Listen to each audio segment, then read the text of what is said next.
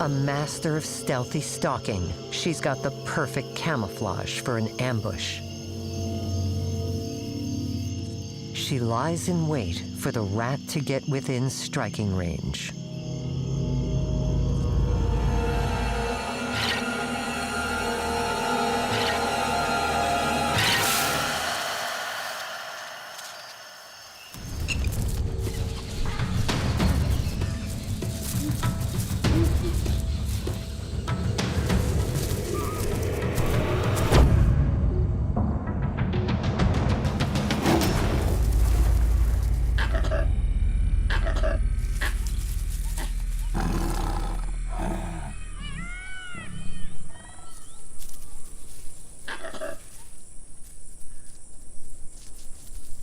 Times are tough, especially for this mother.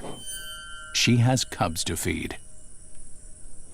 Her son, Kumal, is 8 months old and no longer suckling milk. He needs fresh meat.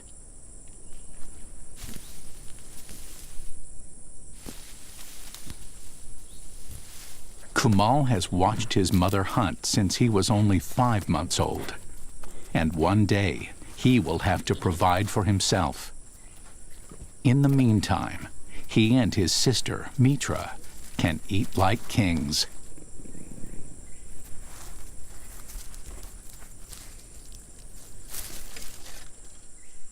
This deer will keep the family content for the next few days. At this age, Kumal and Mitra are totally dependent on their mother for food, while their father relentlessly protects them and his territory against intruders. In a takeover, a new male may kill the cubs to sire his own. For now, the jungle is their playground, and Kumal and Mitra spend their days blissfully unaware of the dangers that lie ahead.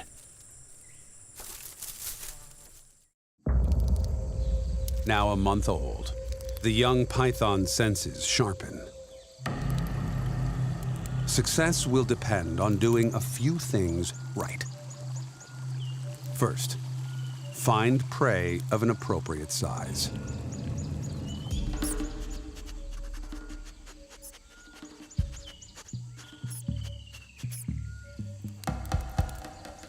Then, approach patiently and in complete silence.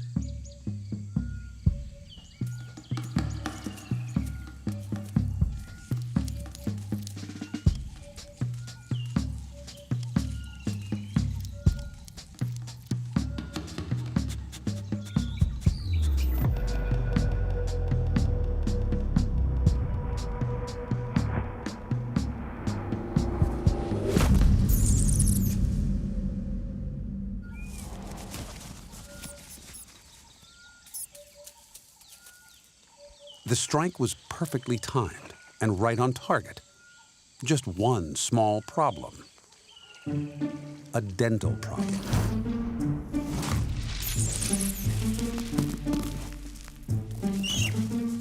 The young snake's teeth, designed to hook onto prey and prevent it from escaping, are still too puny to get the job done.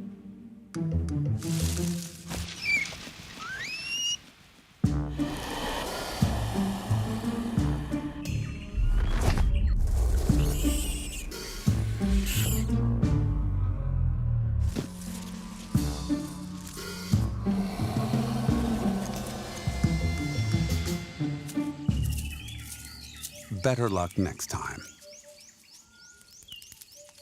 Meanwhile, not far away, one of his brothers is trying his luck.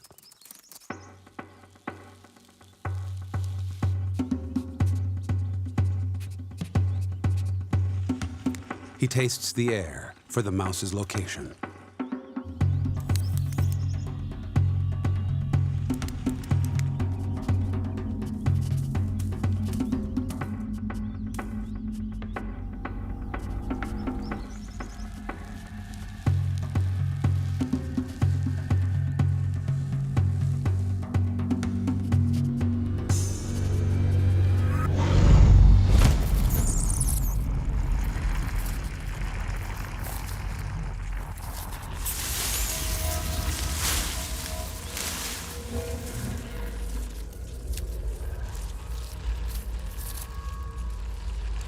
The mouse is held fast. Let the coiling begin.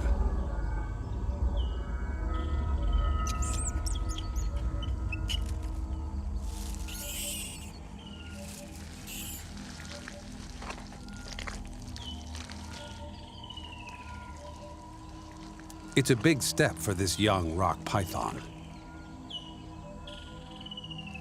All it means, though, is that he'll survive a little longer.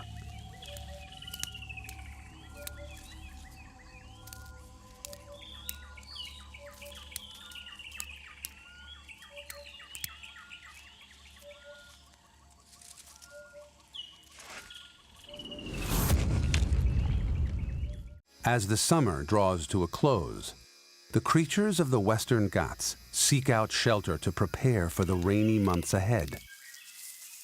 A rat snake heads deep into the forest. But Raja's on a different mission.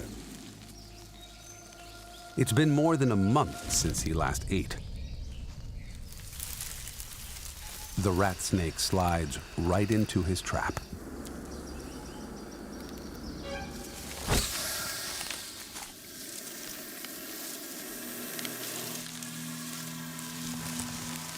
Raja's fangs take their deadly hold, shooting a dose of neurotoxic venom into his quarry.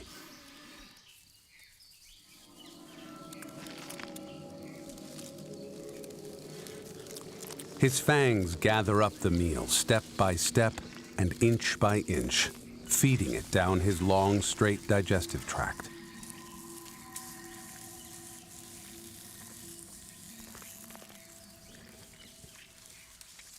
King cobras can't chew. It's all in the gulp. The gliding tree frog lives almost exclusively in the treetops of dense tropical jungles. Hundreds of feet above the forest floor, the tree frog spends its days ambling through the canopy along vines and branches. It uses its large, sticky hands and feet to grip onto any available foliage. At this height, any misplaced step could be fatal, so slow and steady is the game. But falling to their death is not the tree frog's only concern.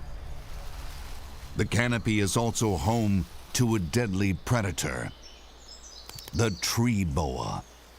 It is thin, lightweight, and lightning fast. The sure-footed tree frog is an easy target. The snake moves effortlessly through the branches, closing in on the frogs.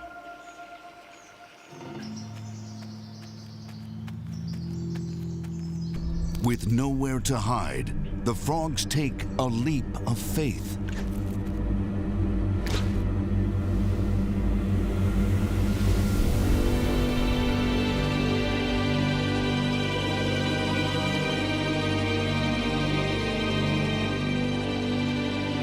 As they plummet toward the forest floor, they extend their hands and feet to unravel their large, extensive webbing.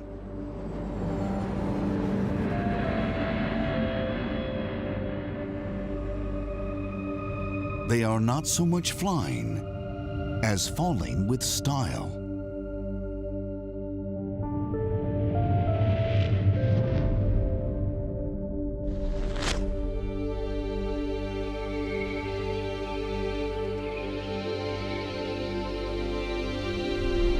The thin layer of skin between their fingers and toes acts like a parachute. Lateral skin flaps along their arms and legs also catch the air as they free fall.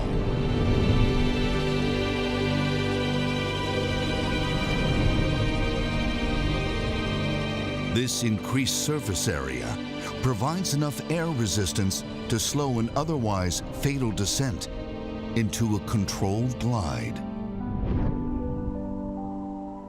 Like a skydiver, the frog makes small, subtle movements to steer its way to safety, up to 50 feet away. Their flexible skeletons are modified to absorb the shock on landing,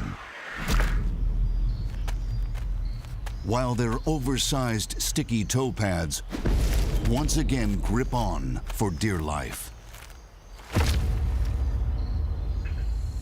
With the snake left high and dry, the gliding tree frog disappears back into the jungle.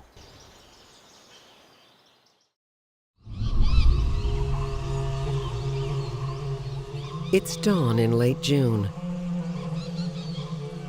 The end of the dry season in southern India. Hidden in the jungle, an iconic creature stirs. A stunning Bengal tigress.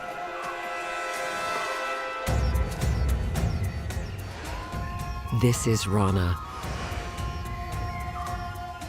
At 10 feet long, from nose to tail, she's 300 pounds of sleek muscle, power, and experience. She's the mother of 3 hungry cubs. At 9 months old, they've been weaned for about 3 months. Now, they eat a diet made up entirely of meat, which Rana still has to catch for them. And she hasn't brought home any food for nearly 2 weeks. If her cubs are to thrive, Rana must make a kill, and soon. A large waterhole lies in the middle of Rana's territory. By June, the end of the dry season, this is one of the few places left to find a drink. But for prey species, moving from the shelter of the forest to the water's edge leaves them vulnerable. Hidden dangers lurk. Mugger crocodiles. They can grow over 12 feet long and are the perfect ambush predators. Motionless and perfectly camouflaged, they can wait for hours for an opportunity to snatch their prey. The simple act of drinking is risky. It's much harder to keep an eye out for approaching danger. Visiting the waterhole together provides greater security. With more eyes, some can watch their backs while others quench their thirst. All these animals would make a fine meal for a tiger. A langur alarm call rings out. Like crocodiles, tigers are ambush predators. But this waterhole is too exposed to make a good hunting ground. So she just saunters in. The langurs can relax. This morning, she's here to drink, just like everybody else. Rats were a permanent fixture of prison life, adding to the misery and squalor of the living conditions. The people may have gone, but the prison's ruins still offer hiding places to rodents. The rodents perform an important role in the island's ecology. Many of the forest trees rely on spiny rats for propagation. Cracking the shells allows the seeds to germinate, and by catching their finds, the rodents help to distribute the seeds around the forest. But these gardeners are themselves on the forest menu. They're prey for pretty much every large predator on the island. Having failed to snare a capuchin, the female boa is on the hunt again. Like many snakes, she has a sixth sense when it comes to hunting. She's able to detect the warmth of her prey, even if she can't see them. And with every flick of her tongue, The boa picks up scent molecules from the surrounding environment. Guided by heat and scent, she can track her quarry even on the darkest night. She's locked on to her target. A master of stealthy stalking, she's got the perfect camouflage for an ambush. She lies in wait for the rat to get within striking range.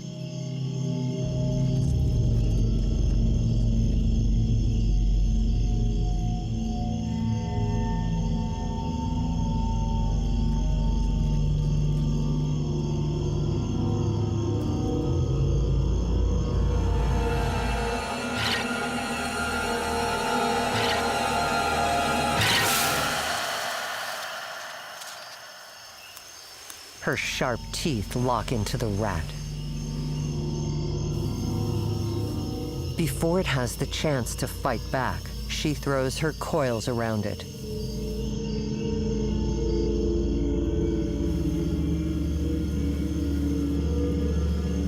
She kills by crushing, squeezing the rat so hard it stops the blood flow. Death comes quickly.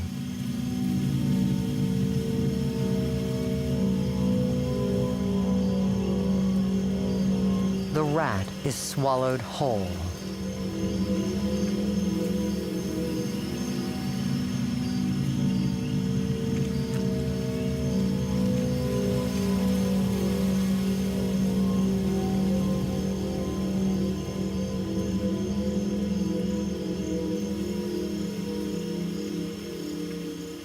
It will take her a week or so to digest her meal.